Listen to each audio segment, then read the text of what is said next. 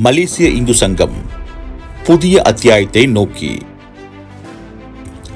கடந்த 60 ஆண்டுகளுக்கும் மேலாக மலேசிய இந்து சங்கம் மலேசிய இந்துக்களின் சமயம், ஆன்மீகம், கல்வி மற்றும் சமூக பிரச்சினைகளில் பெரும் பங்காற்றி வருகிறது. சமய தொண்டர்கள், மத்திய செயற்குழு உறுப்பினர்கள் மற்றும் தலைவர்களின் அயராத உழைப்பால் பல சவால்களை எதிர்கொண்டு இச்சங்கம் சிறப்பாக செயல்பட்டுள்ளது. இந்த அரும்பணியாற்றிய அனைவருக்கும் எனது மனமார்ந்த நன்றிகள். தற்போது நடைபெறவுள்ள 48ஆம் ஆண்டு மாநாட்டு தேர்தல் உச்சக்கட்டத்தை அடைந்துள்ளது. இந்த தேர்தலில் களமிறங்கியுள்ள தலைவர்கள் அனைவரும் சங்கம் மேலும் சிறப்புற செயல்பட வேண்டும் என்ற நோக்கத்துடன் போட்டியிடுகின்றனர். தேர்தல் களத்தில் காணப்படும் போட்டி மனப்பான்மையை கடந்து இரு தரப்பினருக்கும் எனது வாழ்த்துக்கள்.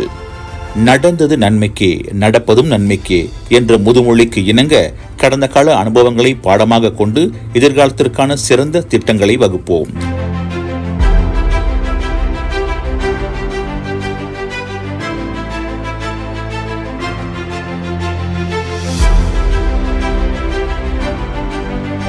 வட்டார அளவிலான சேவைகளை மேம்படுத்தவும், மாநில அளவில் சமய நிகழ்ச்சிகளை பெருக்கவும், தேசிய அளவில் சமய உணர்வை வளர்க்கவும் ஓர் உறுதுணையான புதிய தலைமைத்துவம் அவசியமாகும்.